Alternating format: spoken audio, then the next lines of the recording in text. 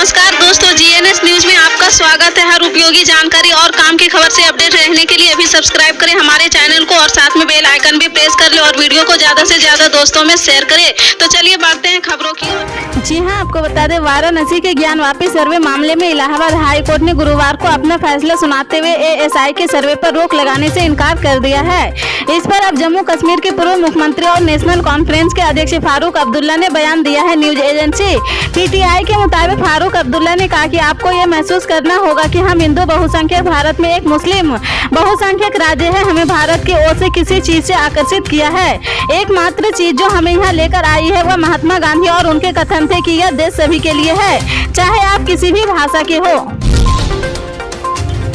आर्थिक बदहाली झेले पाकिस्तान के प्रधानमंत्री शहबाज शरीफ के भारत के साथ वार्ता और सामान्य संबंधों को लेकर की गई अपील पर भारत ने अपना रुख साफ किया है। विदेश मंत्रालय के प्रवक्ता अरिंदम बागची के इस मुद्दे पर रुख साफ करते हुए कहा कि भारत पाकिस्तान के साथ किसी भी पड़ोसी की तरह सामान्य शांतिपूर्ण संबंध चाहता है। हमने रिपोर्ट देखी है। इससे पहले बुधवार को भारत के साथ वार्ता को लेकर बड़ा बयान दिया था।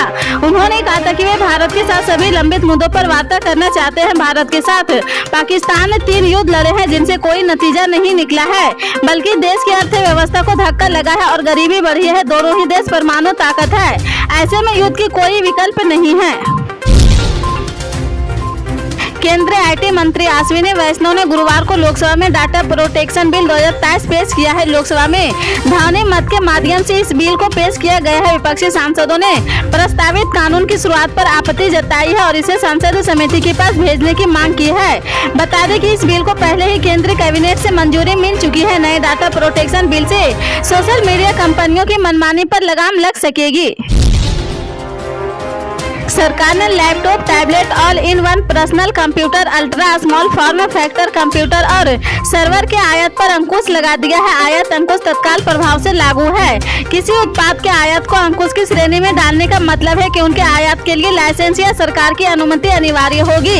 विदेश व्यापार महानिदेशालय ने गुरुवार को जारी अधिसूचना में कहा कि शोध एवं विकास परीक्षण में बेंचमार्किंग और मूल्यांकन, मरम्मत और वापसी तथा उत्पाद विकास के उद्देश्य से प्रति खेप पर 20 वस्तुओं तक आयात लाइसेंस की छूट रहेगी। इस कदम का मकसद चीन जैसे देशों से आयात घटना है। अधिसूचना में कहा गया कि laptop, tablet, all in one personal computer और सर्वर के आयात को तत्काल प्रभाव से अंकुश की श्रेणी में डाल दिया गया है।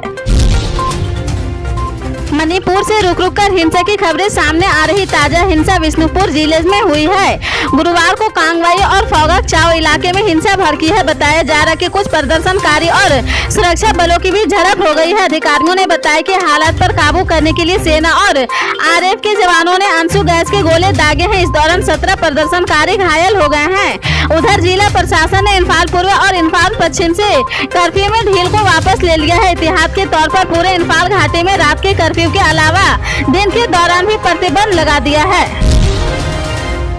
हरियाणा में हिंसा भड़कने के बाद से ही पुलिस हाई अलर्ट पर है। चप्पे चप्पे पर सुरक्षा बलों की टुकड़ियों को तैनात किया गया है। सभी संवेदनशील जगहों पर कड़ी निगरानी की जा रही। किसी भी वजह से हिंसा दोबारा न भड़के, इसलिए सोशल मीडिया पर भी पैनी नजर रखी जा रही है। इन्हीं सब कोशिशों के बीच गुरुग्राम इमाम संगठन ने सख्त कदम उठाया है। इमाम संगठन की चीफ ने गुरुवार को कहा कि गुरुग्राम में 4 अगस्त को खुले में नमाज नहीं होगी और न ही कोई मस्जिद जाएगा।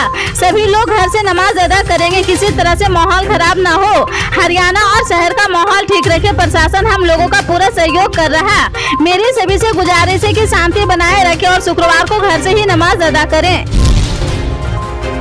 ज्ञानवापी मस्जिद मामले में गुरुवार को उस वक्त नया मोड़ आया है जब एक बौद्ध धर्म गुरु ने उच्चतम न्यायालय में याचिका दायर की है और कहा कि ज्ञानवापी ना तो मस्जिद है और ना ही मंदिर है, बल्कि वह एक मौत मठ है।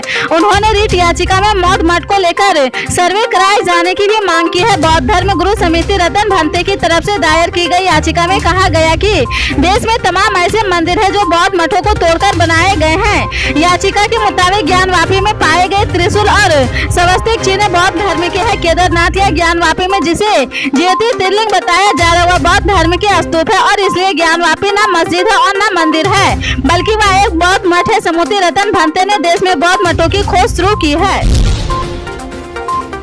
हरियाणा के मेवात जिले के नूह में हुई हिंसा के बाद अब शांति है। राज्य सरकार के अतिरिक्त मुख्य सचिव टीवीएसएन प्रसाद ने हिंसा के बाद की स्थिति को लेकर जानकारी दी है। उन्होंने बताया कि हिंसा मामले में अब तक 5 जिलों में कुल 93 दर्ज की गई है। अतिरिक्त मुख्य सचिव ने बताया कि नूह में 46, फरीदाबाद में 3, रेवाड़ी 3, गुरुग्राम में 23 और पलवल में 18 FIR दर्ज हुई है। कुल 176 लोगों को गिरफ्तार किया गया है, जबकि 78 को हिरासत में लिया गया है। उन्होंने कहा कि हम जांच करें और किसी को भी बख्शा नहीं जाएगा, चाहे वह कोई भी हो और किसी भी समूह का हो।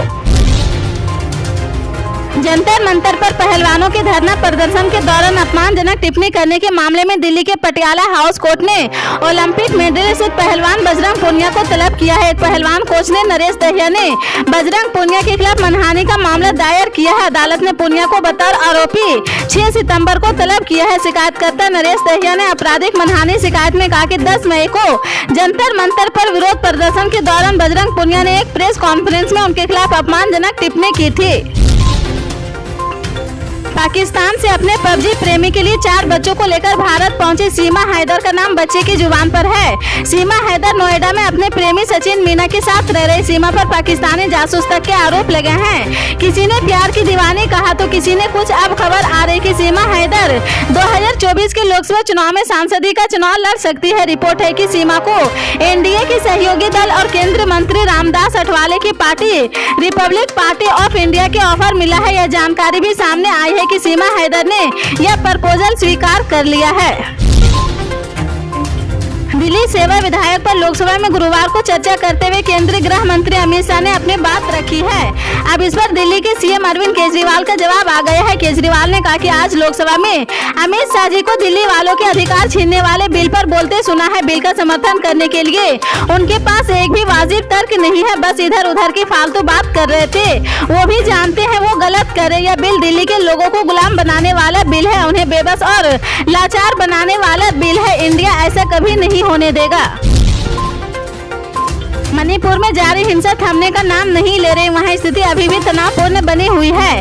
विष्णुपुर में प्रदर्शनकारियों और सुरक्षा बलों के बीच हिंसक झड़प के बाद अब राजधानी इम्फाल में भी प्रदर्शन हो रहे हैं। यहाँ प्रदर्शनकारियों को तितर बितर करने के लिए पुलिस से आंसू गैस के गोले दागे हैं। प्रशासन ने इम्फाल पूर्व और इम्फाल पश्चिम में कर्फ्यू में ढील तुरंत प्रभाव से वापस लिया है। इम्फाल पश्चिम जिला की ओर से जारी आदेश में कहा गया कि जिले में कानून एवं व्यवस्था बिगाड़ने की आशंका है। किसी भी अप्रिय घटना से बचाव के लिए एहतियात के तौर पर जिले से तुरंत प्रभाव से कर्फ्यू में दी गई ढील वापस ले ली गई है। भारतीय टीम के स्टार बल्लेबाज विराट कोहली कप्तानी के पद से हटने के बाद से फॉर्म से जूझते नजर आए थे। हालांकि वह इस साल बेहतर फॉर्म में दिखे हैं और कुछ मैचों में शतक की पारी भी खेली है।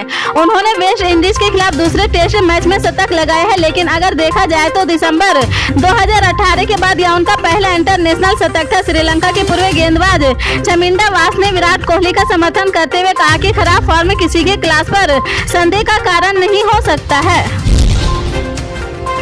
विश्व के पटल पर भारत तेजी से ऊपर जा रहा। केंद्र सरकार का दावा है कि जल्द ही हमारा देश दुनिया में विश्व गुरु बन जाएगा, लेकिन इन सब के बीच भारत सरकार ने देश की नागरिकता छोड़ रहे लोगों की जो संख्या बताई है उसने सबको चौंका दिया। हर साल बड़ी तादाद में लोग भारत की नागरिकता छोड़ रहे हैं। सबसे बड़ी बात यह है कि देश के उच्च वर्ग के लोग हैं, यानी अमीर लोग। दरअसल ये लोग हैं जो देश की अर्थव्यवस्था में बड़ी भूमिका निभाते हैं। ऐसे में अगर हर साल ऐसे लोग भारत की नागरिकता छोड़ते जाएंगे तो आने वाले समय में देश के 5 ट्रिलियन इकोनॉमी का सपना कैसे पूरा होगा, ये सोचने वाली बात है।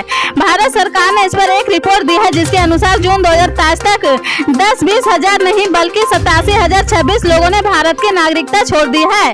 दरअसल भारतीय विदेश मंत्रालय ने संसद में एक सवाल का जवाब देते हुए इन आंकड़ों को बताया कि भारत की नागरिकता छोड़कर ये लोग दुनिया भर के 135 देशों में अपना नया ठिकाना बना रहे हैं। भारत सरकार की रिपोर्ट के अनुसार साल 2011 से अब तक लगभग 17 लाख भारतीयों ने अपनी नागरिकता छोड़ दी है, खास तौर से ऐसे लोग जिन्हें इस देश में अमीर तब तक माना जाता है। कल के अपडेट जानने के लिए जुड़े रहें आप अपने GNS न्यूज चैनल से। मिलते हैं अगली बड़ी खबर के साथ, तब तक के लिए जय हिंद।